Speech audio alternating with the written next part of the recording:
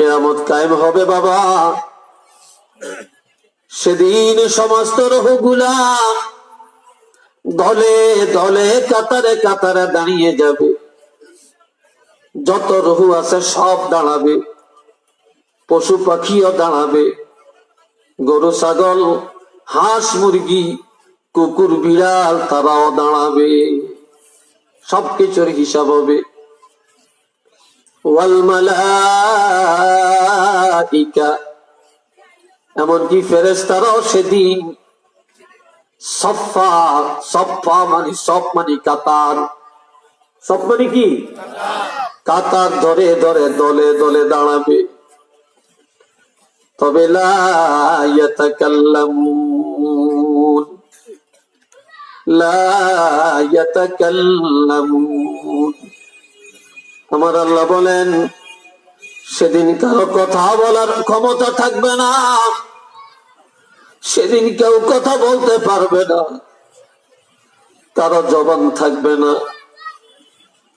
সেদিন কেউ কথা বলার অধিকার পাবে না। যে এমনকি আদম নবী থেকে ঈসা রুহুল্লাহ পর্যন্ত যত নবী, সমস্ত নবীদেরও জবান বন্ধ হয়ে যাবে।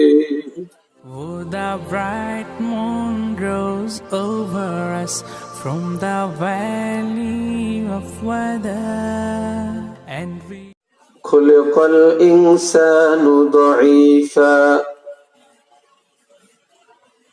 মানুষকে দুর্বল করে তৈরি করা হয়েছে। আরেক আয়াতে আল্লাহ বলছেন খুলিকাল ইনসানু দাঈফা, আল্লাহ পাক মানুষকে দুর্বল করে তৈরি করেছেন। দুনিয়াতে যত প্রাণী আছে মায়ের গর্ভ থেকে পৃথিবীতে এসেই দৌড়াতে পারে, হাঁটতে পারে, খাইতে পারে, উঠতে পারে, তারা সবল, কথা ঠিক না? কিন্তু কোন মানুষের সন্তান জন্মের পরে তারা হাঁটতে পারে না, চলতে পারে না, বসতে পারে না, খাইতে পারে না, উঠতে পারে না, এমনকি তারা কাউকে চিনেও না, পানিও বুঝে না, আগুনও বুঝে না, ভালো বুঝে না, মন্দও বুঝে না, এতটা দুর্বল। এই দুর্বল মানুষগুলো আস্তে আস্তে আস্তে আস্তে আল্লাহ পাক লালন পালন করতে করতে শেষ পর্যন্ত তাকে একটা দুইটা করে বাক শক্তি দান করেন, কথা বলার ক্ষমতা দেন। আল্লাহ বলছেন খলাকাল ইনসানা আল্লামাহুল বায়ান, আল্লাহ মানুষকে সৃষ্টি করেছেন এবং মানুষকে যেই দেশের যেই ভাষা ওই ভাষায় কথা বলার জ্ঞানও আল্লাহ দান করছেন। বাংলাদেশের মানুষ বাংলাতে কথা শিখে, আরব দেশের মানুষ আরবিতে কথা বলতে জানে। আল্লাহ পাক মানুষকে বাক শক্তি দান করছে, সুন্দর সুস্পষ্ট ভাষায় কথা বলার শক্তি মানুষকে দান করছে। এভাবে আস্তে আস্তে জ্ঞান গরিমা বৃদ্ধি করতে করতে মানুষকে জোয়ানিতে নিয়ে আসে। মানুষের জোয়ানিটা বাড়তে বাড়তে 33 বছর পর্যন্ত বাড়তে থাকে। 33 থেকে 40 বছর পর্যন্ত মানুষের জোয়ানিটা বাড়েও না, কমেও না, একই পজিশনে থাকে। 7 বছর একই পজিশনে থাকে। 40 বছর যখন হয়ে যায় তখন আবার ভাব ভাটা লাগে, কমতে থাকে। কমতে কমতে শেষ পর্যন্ত এতটা দুর্বল হয়ে যায়, যেদিন আল্লাহ পাক দুনিয়াতে পাঠাইলেন দুর্বল করে, ঠিক নেওয়ার বেলায়ও আবার নিয়ে যান তেমন দুর্বল করে। তখনও কাউকে চিনে না, জানে না, বুঝে না। পাশে কত মানুষ থাকে, কারোর সাথে কথা বলারও তার কোনো ক্ষমতা থাকে না। আবার এর ব্যতিক্রমও আছে। দুনিয়াতে আসার মধ্যে একটা নিয়ম আছে, সিরিয়ালিটি আছে, কিন্তু যাওয়ার বেলায় কিন্তু এটা নাই। তবে যে কোনো জোয়ানও যখন চলে যাবে, কিন্তু যখন চলে যাবে, যেদিন চলে যাবে, যেই মুহূর্তে চলে যাবে, সেই মুহূর্তটা তার জন্য দুর্বল মুহূর্ত, দুর্বল মুহূর্ত। আর এই সময়টা যখন আসবে, দুনিয়ার হায়াতের বিশাল মেয়াদ যখন শেষ হবে, এটাকে রিনিউ করার, বাড়ানোর কমানোর কোনো ক্ষমতা কারো নাই। কিন্তু দুনিয়ার বিশাল মেয়াদ বাড়াইতেও পারে, কমাইতেও পারে, ঠিক না? এই জন্য আল্লাহ বলছেন, লিকুল্লি উম্মাতিন আজাল, প্রত্যেকটা জাতির জন্য একটা নির্দিষ্ট সময় আছে। এটা আল্লাহর পক্ষ থেকে নির্ধারণ করা সময়, যেই সময়টা হলো মৃত্যুর জন্য। ইজা জাআ আজালুহুম লা ইস্তাখিরুনা সাআতান ওয়ালা ইস্তাকদিমুন।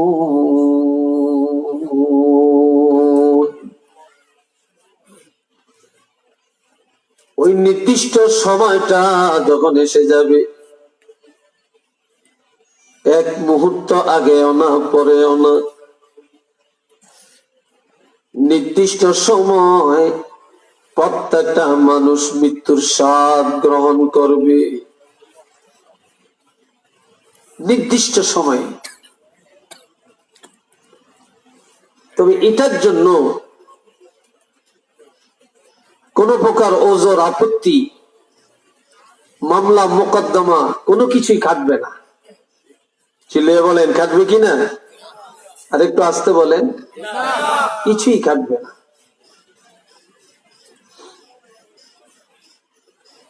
এই জন্য দুনিয়াটা তামাশা করার জন্য না, মন গড়া চলার জন্য না,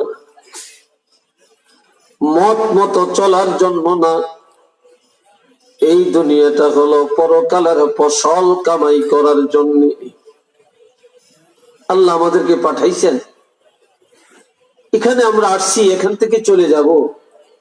তবে যাওয়ার জন্য, আমার যাওয়ার সময়, যাওয়ার জন্য এখান থেকে আমাদের প্রস্তুতি গ্রহণ করা লাগবে। কেননা এই দুনিয়ার জিন্দেগিটা হলো আখেরাতের ফসল কামাইয়ের জন্য, আখেরাতকে অর্জন করার জন্যই দুনিয়া। এই জন্য আল্লাহ বলেন, এই দুনিয়াতে দুই দল মানুষ। কয় দল? আমি প্রশ্ন করলে জোরে বলবেন, কয় দল? না বৃষ্টিতে আপনারা তেনাই গেছেন? হ্যাঁ, সন্ধ্যা একটু আওয়াজ দিবেন, ইমানি জজবায় কথা বলবেন, তাহলে আমাদের কথা বলতে সাহস আসবে। এক দলের ইমান আছে, আর এক দলের ইমান নাই। যাদের ইমান নাই তাদের মধ্যে অনেক দল আছে, আর যারা ইমানের দাবি করে তাদের মধ্যে অনেক দল আছে। আছে কিনা? অনেক দল আছে। তবে কুফরি যারা, কুফরির মধ্যে যারা আছে, যাদের ইমান নাই, তাদের মতবাদ গুলো এক। আল কুফরু মিল্লাতুন ওয়াহিদা, সকল কুফরি মতবাদ কিন্তু এক। কিন্তু আমরা মুসলমানরা, আমরা ইমানদাররা এক না। আমরা সহজে কেউ কাউকে মেনে নিতে পারি না। যার কারণে একজনের ওয়াজের সামনে আরেকজনে মাইক বাজাইতে ভুল করে না। কথা ঠিক না? কারণ এটা যেন নিচে পড়ে যায়, এটার কথা যেন কেউ না শুনতে পারে। এটি হলো আমাদের হিংসা। আর যাদের ঈমান আছে, এই ঈমানদারদের মধ্যে দুইটা গ্রুপ আছে। ঈমানের দাবি যারা করে, একটা দল সারাক্ষণ আল্লাহকে রাজি করার কাজে ব্যস্ত থাকে, আরেকটা দল সারাক্ষণ শয়তানকে রাজি করার কাজে ব্যস্ত থাকে। যারা আল্লাহ এবং রাসূলের মত পথে চলে, আল্লাহ বলছেন তারা আবরার। তো সুবহানাল্লাহ বলেন, তারা কি? আবরার। আর যারা শয়তানের পথে জীবন অতিবাহিত করছে, আল্লাহ বলছেন তারা ফুজ্জার। তারা কি? ফুজ্জার। এই জন্য আল্লাহ কোরআন শরীফে বলছেন, ইন্নাল আবরারা লাফি নাঈম। যারা আবরার, যারা নেককার, এরা বেহেশতি। সুবহানাল্লাহ বলেন, এরা কি? এরা বেহেশতি। নেককার মানুষের জন্যই জান্নাত। ওয়া ইন্নাল ফুজ্জারা লাফি জাহিম। আর যারা ফুজ্জার, যারা বদকার, নাফরমান, তারা জাহান্নামী। এখন নেককারেরা জান্নাতে যাবে, গুনাহগাররা জাহান্নামে যাবে, এই কথাটা কি মানুষের না আল্লাহ? একটু চিল্লিয়ে বলেন, এটা আল্লাহর কথা না? আল্লাহর কথার মধ্যে কোনো মিথ্যা কিছু আছে কিনা?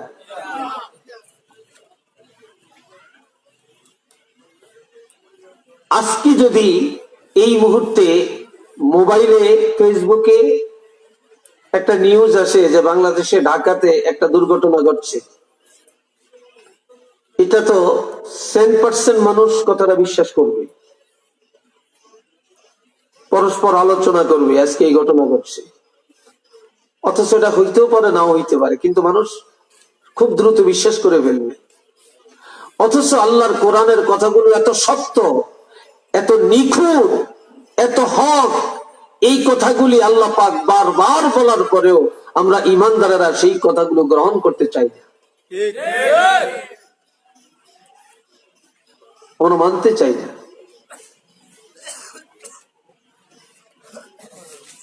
এই জন্য আমার আল্লাহ বলেন,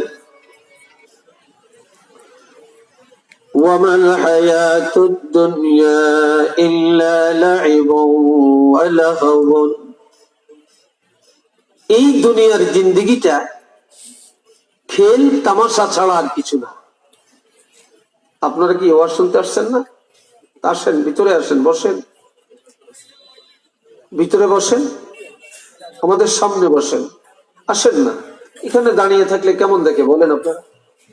ভিতরে আসেন, আমি অনুরোধ করছি, ভিতরে আসেন। আমি আপনাদের জন্য দোয়া করব। আমি মুসাফির, গুনাহগার হইতে পারি, তবে রাসূল তো বলছেন মুসাফিরের দোয়া আল্লাহ কি করেন? কবুল করেন। আসেন।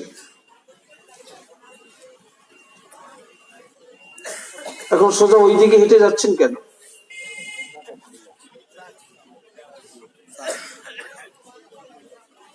আল্লাহ খেয়াল করেন, দুনিয়াটা হলো তামাশার জিন্দেগি। দুনিয়াটা কি? তামাশা করতে করতে যেমন সময় চলে যায়, খেলতে খেলতে যখন মাঠে সময় চলে যায়, ঠিক অনুরূপ ভাবে এই দুনিয়ার জিন্দেগিটাও এভাবে তামাশা করতে করতে শেষ হয়ে যায়। বিকাল বেলায় ছেলেরা দুই দলে মাঠের মধ্যে খেলতে যায়, হার জিত চলবে, দুই দলে খেলাবে, রেফারি বাঁশি বাজাবে, প্লেয়াররা মাঠের মধ্যে নেমে যাবে, খেলা চলবে। কে কারে ঠগাবে, কে জিতবে, এই হার জিত করতে করতে হুট করে ঘন্টা বেজে যায়, প্লেয়াররা টের করতে পারে না কিভাবে সময় চলে গেছে। ঠিক না? রেফারি বাঁশি বাজাবে, সময় নাই, প্লেয়াররা মাঠের থেকে চলে আসবে। এক দলে জিতবে, আরেক দলে ঠকবে। যারা জিতবে তারা ঠকবে না, যারা ঠকবে তারা আর কখনো জিতবে না। ঠিক এইভাবে দুনিয়ায় হার জিত করতে করতে হুট করে সময় চলে যাবে। মালাকুল মাউত নামক রেফারি বাঁশি বাজাবে, ওরে আল্লাহর বান্দা তোমার সময় নাই। কি নাই? তোমার সময় নাই। তখন যারা ঈমান আর আমল নিয়ে যাবে, কখনো তারা ঈমান আর আমল হারা হবে না। আর যারা ঈমান আর আমল হারা হয়ে যাবে, তারা কখনো ঈমান অর্জন করার ক্ষমতা পাবে না। এই জন্য আমার আল্লাহ পাক বলেন, ওয়ালাদ-দারুল আখিরাতু খায়রুল লিল মুত্তাকিন।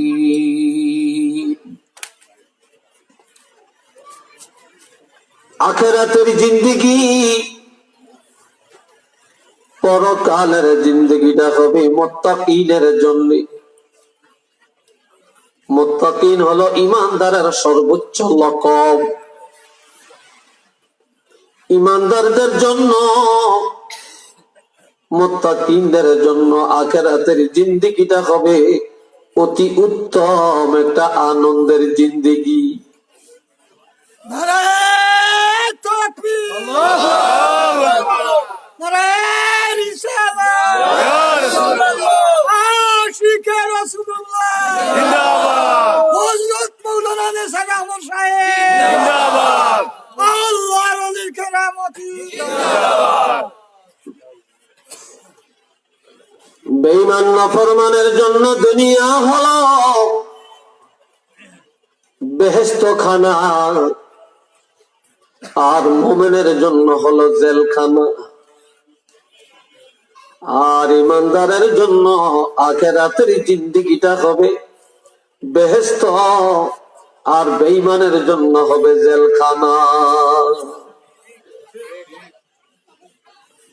ঈমানদারের জন্য দুনিয়াটা হবে কষ্টের, আখিরাত হবে আনন্দের। আর বেঈমানের জন্য দুনিয়া হবে আনন্দের, আখিরাত হবে লাঞ্ছনা। এই জন্য বাবাজি আমার আল্লাহ পাক বলেন, ইজা ওয়াকাআতিল ওয়াকিআ লাইসা লিওয়াকাআতিহা কাযিবা খাফিদাতুর রাফিআ। যখন কিয়ামত কায়েম হবে, এটা মিথ্যা ঘটনা নয়, এটা বাস্তব সত্য ঘটনা।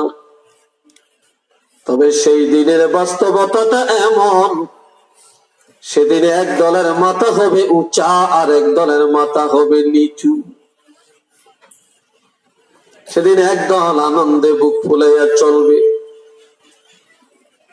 এবং মাথা উঁচা করে রাখবে, আর যারা দুনিয়ার বেঈমান নাফরমান ধোঁকাবাজ সিটিংবাজ, তারা সেদিন লজ্জায় মাথা নিচু করে রাখবে। দুনিয়াতে যার ঈমান যত তাজা, যার ঈমান যত শক্তিশালী, সে কাফের মুনাফিকদের কাছে তত দুর্বল। ঠিক না? কারণ কাফেরদের নজরে ইহুদি নাসারার সামনে ঈমানদারেরা দুর্বল হয়ে থাকতে হয়, কারণ দুনিয়াতে তাদের শক্তি বেশি। কিন্তু সেই দিন বেশি দূরে না, যেদিন ইমানদারেরা হবে সবল, বেঈমানেরা হবে চিল্লি এখন তারা হবে কি দুর্বল। সেদিন তারা দুর্বল হবে, ইমানদারেরা মাথা উঁচা করে জান্নাতে যাবে। আলহামদুলিল্লাহ বলেন না। এই জন্য বাবাজিরা, ইমানদারের জন্য আখিরাত অতি উত্তম, এবং আখিরাতটা হবে আনন্দে। এখন আপনারা বলেন দুনিয়াটা বড় না আখিরাত বড়? তো সবাই বলেন, আরো জোরে বলেন আখিরাত। আর এই আখিরাত, এই বড় জিন্দেগিটা, এই অস্থায়ী জগৎটাকে আমরা এখন মনেই রাখি না, দুনিয়াটাকে আমরা বড় মনে করছি। যার কারণে মানুষ সুদের আড্ডা থেকে সরতে পারে না। দুনিয়ার লোভের কারণে মানুষ ঘুষ প্রথা ত্যাগ করতে পারে না। দুনিয়ার লোভ থাকার কারণে দায়ুস্কিরি ছাড়তে পারে না। দুনিয়ার লোভ থাকার কারণে সন্ত্রাসী ত্যাগ করতে পারে না। দুনিয়ার প্রতি মানুষের বড়ত্ব লোভ থাকার কারণে মানুষ সম্পদের লোভ থামাইতে পারে না। এই জন্য মানুষ, আমার আল্লাহ বলেন, বাল তুসিরুনাল হায়াতাদ দুনিয়া ওয়াল আখিরাতু খায়রুন ওয়া আবকা। ও দুনিয়ার মানুষ, তোমরা দুনিয়াকে অনেক বড় মনে করছো, আখিরাতের উপরে দুনিয়াকে প্রাধান্য দিয়া চলছ। দুনিয়ার বাড়ি গাড়ি নারী টাকা পয়সা ব্যবসা বাণিজ্য, এটাকে তোমরা অনেক বড় মনে করছো, অথচ এই দুনিয়া বড় না, বড় না। ওয়াল আখিরাতু খায়রুন, আখিরাত অতি উত্তম, শুধু উত্তম না, ওয়া আবকা, আমার আল্লাহ বলেন আখিরাত চিরস্থায়ী একটা জগৎ, যার শুরু আছে শেষ। দুনিয়ার শুরু আছে, শেষও। আখিরাতের তুলনায় দুনিয়ার জিন্দেগিটা একটা সেকেন্ড হবে। কি হবে না? একটা সেকেন্ড হবে না। বন্ধুরা রে আমার, তবে মানুষ তিনটা জিনিসকে দুনিয়াতে বেশি মায়া করে। বলেন কয়টা?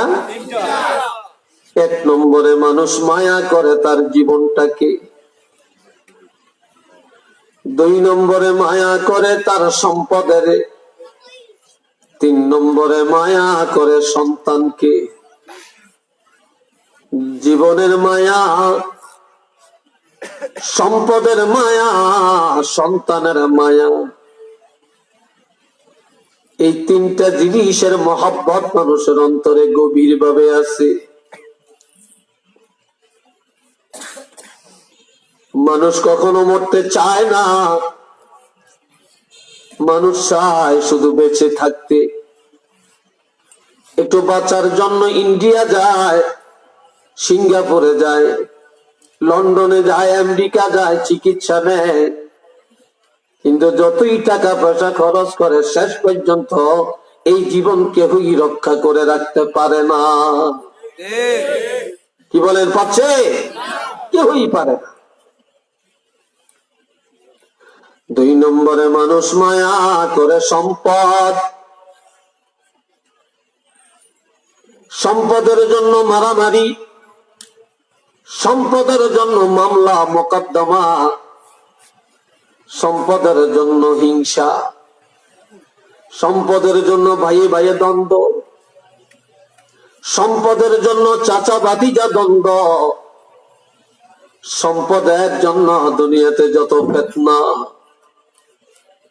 কিন্তু আপনি যতদিন জীবন আছে ততদিন সম্পদ আছে, আর এই জীবনটা যখন চলে যাবে তখন আর একটা পয়সাও আমার আপনার মালিকানায় থাকবে কিনা বলেন? কথা বলেন, থাকবে? আরো জোরে বলেন। আপনার পকেটে কোটি টাকা, একটা টাকাও সাথে যাবে না।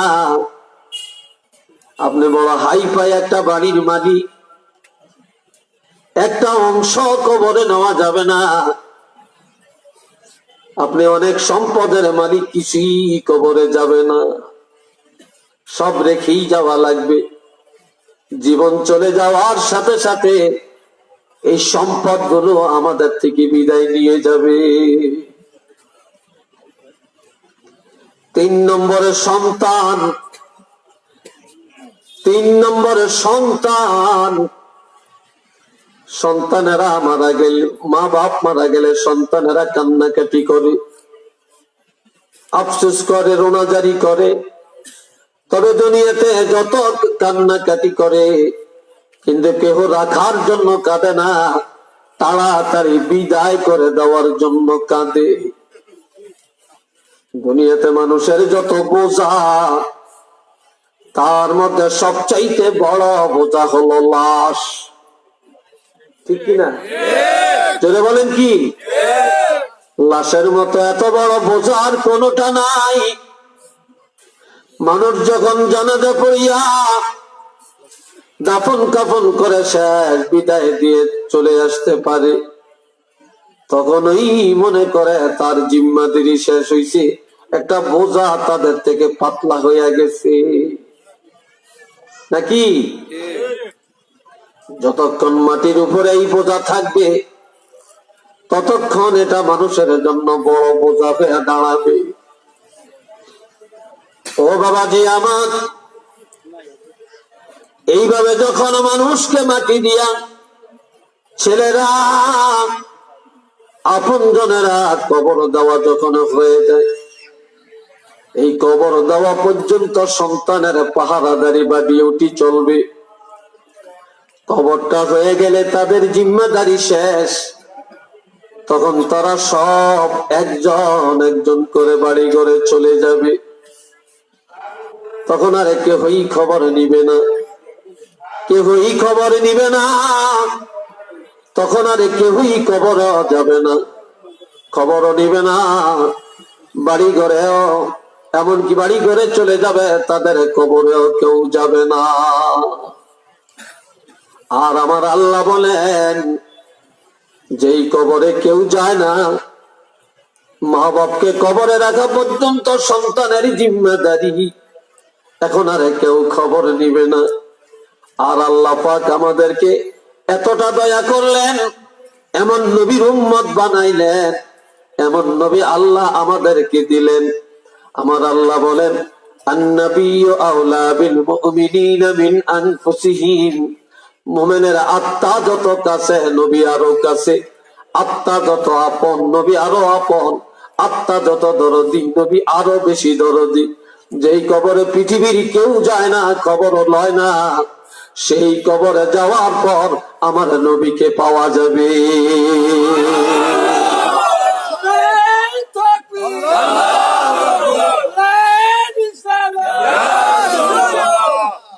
বলেন, আমার নবীকে কবরে পাবেন কিনা? আরো জোরে বলেন, পাবেন কিনা? যেই নবীর কবরে পাওয়া যাবে, আমার ভাইয়েরা, ওই নবীকেও আমরা ছেড়ে দিছি। ওই নবীর সুন্নতের আমল আমরা করতে চাই না। নবীর প্রেম ভালোবাসা আমরা অন্তরে রাখতে চাই না। সেই নবীর সাথে চলছে দুশ্মন। যে আল্লাহ আমাদের সৃষ্টিকর্তা, সে আল্লাহর সাথেও চলছে নাফরমানি। একটু চিল্লিয়ে বলুন না নাউযুবিল্লাহ।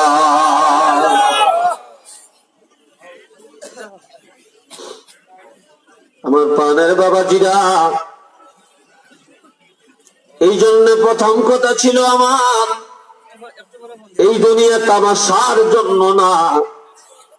এই দুনিয়া হলো পরকাল কামাই করার জন্য। দুনিয়া হলো আখিরাত অর্জনের জন্য। দুনিয়াটা হলো আখিরাতের ঠিকানা তৈরি করার জন্য। আখিরাতের ঠিকানা তৈরি করার জন্য। কেননা আমার আল্লাহ বলছেন, ইয়াউমা ইয়াকুমুর রূহু ওয়াল মালাইকা মালাইকাতু সাফফান লা ইয়াতাকাল্লামুনা ইল্লা মান আযিনা লাহুর রহমানু ওয়া ক্বালা সাওয়াবা। আল্লাহু আকবার কন্যা আর একটু জোরে বলেন। যেদিন কিয়ামত কায়েম হবে বাবা, সেদিন সমস্ত রূহগুলা দলে দলে কাতারে কাতারে দাঁড়িয়ে যাবে। যত রূহ আছে সব দাঁড়াবে, পশু পাখিও দাঁড়াবে, গরু ছাগল হাঁস মুরগি কুকুর বিড়াল তারাও দাঁড়াবে, সবকিছুর হিসাব হবে। ওয়াল মালাইকা,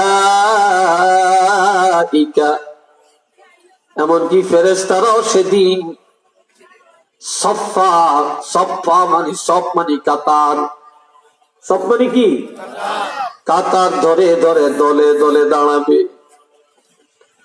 তবে লা ইয়াতাকাল্লামুন, লা ইয়াতাকাল্লামুন। আমার আল্লাহ বলেন সেদিন কারো কথা বলার ক্ষমতা থাকবে না, সেদিন কেউ কথা বলতে পারবে না, কারো জবান থাকবে না, সেদিন কেউ কথা বলার অধিকার পাবে না। যে এমনকি আদম নবী থেকে ঈসা রুহুল্লাহ পর্যন্ত যত নবী, সমস্ত নবীদেরও জবান বন্ধ হয়ে যাবে। সাহাবায়ে কেরামেরও জবান বন্ধ হয়ে যাবে, আউলিয়া কেরামেরও কথা বন্ধ হয়ে যাবে, উলামায়ে কেরামেরও কথা বন্ধ হয়ে যাবে, নেতা নেত্রীর জবান বন্ধ হয়ে যাবে। সেদিন কে হই রাসূলুল্লাহ, যেদিন কারো জবান থাকবে না, কথা বলার অধিকার কারো হবে না, সেদিন আপনি রাসূলুল্লাহর জবান মোবারক বন্ধ হয়ে যাবে কিনা? বা যেদিন আল্লাহ যাকে অনুমতি তিনি কথা বলবেন। তবে আমি জানতে চাই সেদিন আল্লাহ পাক কথা বলার অনুমতি